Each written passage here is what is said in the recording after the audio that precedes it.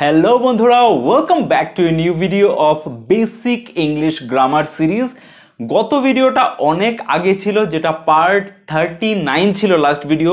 উডের সমস্ত রকমের ব্যবহার একটা 24 মিনিটের ভিডিওতে আমি আলোচনা করেছিলাম।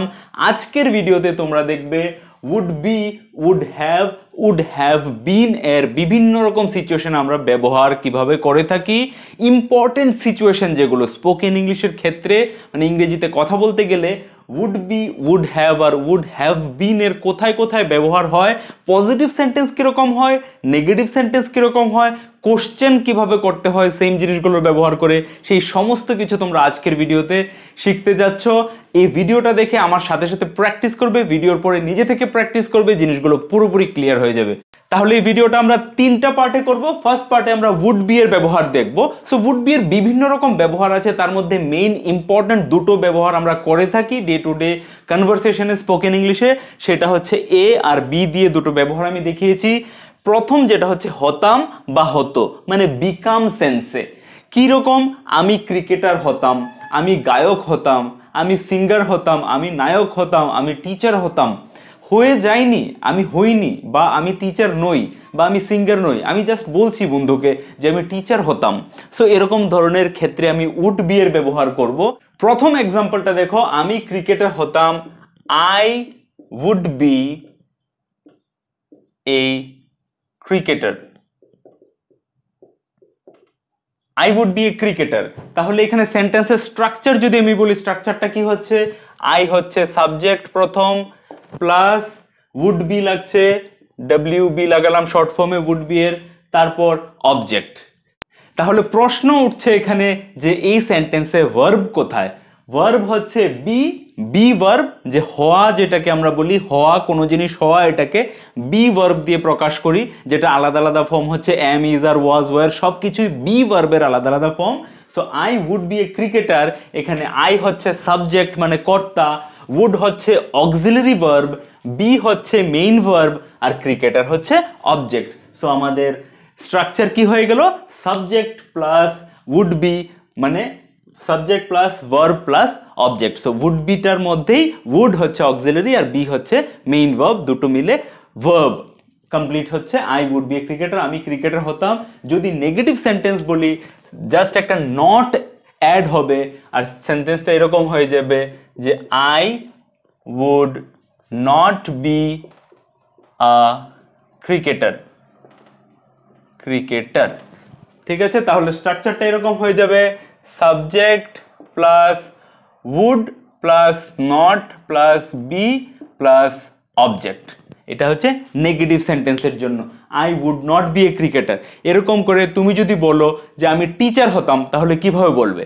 বলো, আমার সাথে বলো, আমি টিচার হতাম, কিভাবে বলবে? I would be a teacher. আমি টিচার হতাম না, I would not be a teacher. এবার তুমি বলো আমি ডাক্তার হতাম, কিভাবে বলবে? I would be a doctor. আমি ডক্টর হতাম না, I would not be a doctor. আমি সিঙ্গার হতাম, I would be a singer. আমি সিঙ্গার হতাম না, I would not be a singer. এবার সেম সিচুয়েশনে প্রশ্ন যখন করব আমি কি ক্রিকেটার হতাম, তখন কিছুই করতে হবে না, অক্সিলারি ভার্বটাকে, যেটা অক্সিলারি ভার্বের ভিডিওতে আমরা ভালো করে দেখেছিলাম, অক্সিলারি ভার্বটাকে তুলে সামনে আনতে হবে। সো এই উডটা সামনে চলে আসবে, would I be a cricketer. Would I be a cricketer, আমি কি ক্রিকেটার হতাম? তো এখানে কিন্তু এরকম বলা হচ্ছে না আমি যে ক্রিকেটার হতে পারতাম, বা আমি ক্রিকেটার হতে পারতাম, ওইরকম না। এটা জাস্ট একটা খাহিশ মনের, বলতে পারো, যেটা মনের একটা ইচ্ছা বলা হচ্ছে এখানে, যে আই উড বি ক্রিকেটার, আমি ক্রিকেটার হতাম। I would be a singer, আমি সিঙ্গার হতাম। হতে পারে কোনো একটা ঘটনার কারণে আমি হতে পারিনি, জাস্ট ওই কথাটাকে, মনের ইচ্ছাটাকে বলা হচ্ছে। সো আমি কি ক্রিকেটার হতাম? Would I be a cricketer. আমি কি সিঙ্গার হতাম? আমি কি ভালো সিঙ্গার হতাম? Would I be a good singer. এবার সেম জিনিসটা আই এ কে তুলে দিয়ে অন্য ধরনের সাবজেক্ট লাগিয়ে প্র্যাকটিস করি এসো। তাহলে প্রশ্নবোধক মানে ইন্টারোগেটিভ সেন্টেন্সের স্ট্রাকচারটা কি হচ্ছে? এই উডটা সামনে চলে যাচ্ছে, would plus subject plus be verb plus object আর একটা কোশ্চেন মার্ক। এবার এসব সাবজেক্ট চেঞ্জ করে দেখি। রাহুল গায়ক হতো, রাহুল কি হবে বলো? Rahul would be a singer. তো এখানে প্রেজেন্ট ইনডিফিনিট টেন্সের মতো কোনো ধরনের চেঞ্জেস হবে না, যে কর্তা আছে আমাদের সাবজেক্ট আছে ও যখন থার্ড পারসন সিঙ্গুলার হবে বা first person singular third person plural ওরকম হলে কিচ্ছু চেঞ্জ হবে না, পুরো সেন্টেন্স সেম থাকবে, স্ট্রাকচার সেম থাকবে, সাবজেক্ট অনুযায়ী কোনো চেঞ্জেস সেন্টেন্সে হবে না, স্ট্রাকচারে কোনো ধরনের চেঞ্জেস হবে না।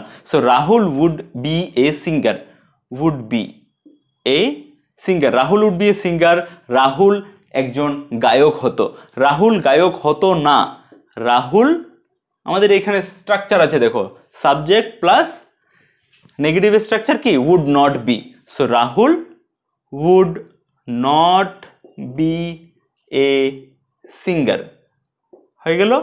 এবার আমাদের ইন্টারোগেটিভ, রাহুল কি সিঙ্গার হতো, would Rahul be a singer, would Rahul be a singer, Rahul কি সিঙ্গার হতো। তো এটা ছিল উড বি এর ফার্স্ট ইউজ। এবার তোমাদের কাজ হচ্ছে এখানে ক্রিকেটার আর এখানে সিঙ্গারের জায়গায় বিভিন্ন ধরনের প্রফেশন লাগিয়ে বিভিন্ন ধরনের সাবজেক্ট লাগিয়ে নতুন নতুন সেন্টেন্স বানানো। যেরকম শিল্পা একজন নার্স হতো, Shilpa would be a nurse, Shilpa nurse হতো না, Shilpa would not be a nurse, Shilpa কি নার্স হতো, would Shilpa be a nurse. Okay, আমরা ফুটবলার হতাম, উই উড বি ফুটবলার্স, আমরা ফুটবলার হতাম না, we would not be footballers, আমরা কি ফুটবলার হতাম, would we be footballers. Okay, এটা ছিল প্রথম উড বি এর ইউজ। এবার উড বি এর সেকেন্ড ইউজ দেখো, উড বি এর সেকেন্ড ইউজ হচ্ছে করতে থাকতাম বা করতে থাকতো বা করতে থাকতে বা করতে থাকতেন এরকম। আমরা প্রেজেন্ট কন্টিনিউয়াসে দেখেছিলাম যে যে কোনো কাজ চলছে বা চলতে থাকবে বা চলতে থাকতো ওরকম হলে ভার্বের আইএনজি ফর্ম ইউজ হয়। সেম এখানেও উড বি এর সাথে আইএনজি ফর্ম ইউজ হবে, ভার্ব প্লাস আইএনজি মানে V4, যেটাকে আমরা প্রেজেন্ট পার্টিসিপলও বলে থাকি। সিচুয়েশনটাকে ভালো করে বোঝার চেষ্টা করো।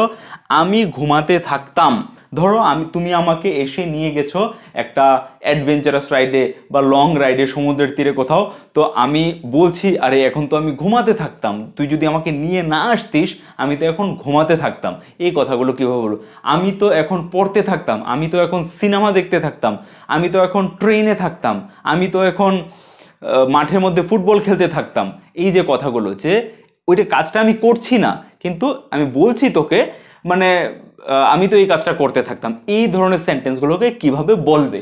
সো আমরা স্ট্রাকচারও দেখবো, আগে একটা সেন্টেন্সকে বানিয়ে নিই তারপরে স্ট্রাকচারটা দেখছি। আমি ঘুমাতে থাকতাম, আই উড বি, যেরকম করে বলেছি যে এটা হচ্ছে উড বি এর second practical use. So I would be কি, জাস্ট প্রেজেন্ট পার্টিসিপল। সো ঘুমানো মানে হচ্ছে স্লিপ, আর প্রেজেন্ট পার্টিসিপল স্লিপের কি হবে, sleeping. I would be sleeping, আমি এখন ঘুমাতে থাকতাম হলে I would be sleeping now, আমি এখন ঘুমাতে থাকতাম। তাহলে স্ট্রাকচারটা কি হলো, স্ট্রাকচারটা হলো এরকম ধরনের যে subject plus would be plus V4 মানে আইএনজি ফর্ম প্লাস অবজেক্ট, যদি থাকে অবজেক্ট সবসময় যদি থাকে লাগবে, যদি না থাকে তাহলে লাগবে না। So subject plus would be, এখানেও কি হচ্ছে, উড হচ্ছে আমাদের অক্সিলারি ভার্ব, বি হচ্ছে আমাদের মেইন ভার্ব, স্লিপিংটা এখানে অ্যাজ এ নাউন বা জিরান্ড হিসেবে ব্যবহৃত হয়েছে। এটা প্রেজেন্ট পার্টিসিপল ফর্ম, কিন্তু এটা অ্যাজ এ ভার্ব এখানে ব্যবহার হচ্ছে না, অ্যাজ এ জিরান্ড ব্যবহার হচ্ছে। So I would be sleeping now, আমি এখন ঘুমাতে থাকতাম। I would be walking now, আমি এখন হাঁটতে থাকতাম। I would be studying now, আমি এখন পড়তে থাকতাম।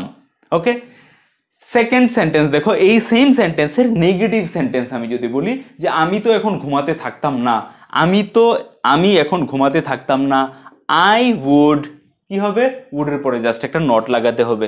So I would not be sleeping, I would not be sleeping now, আমি এখন লাগাতে পারি, বাংলাতে লাগাইনি, জাস্ট করার সময় একটু মডিফিকেশন করি মাঝে মধ্যে।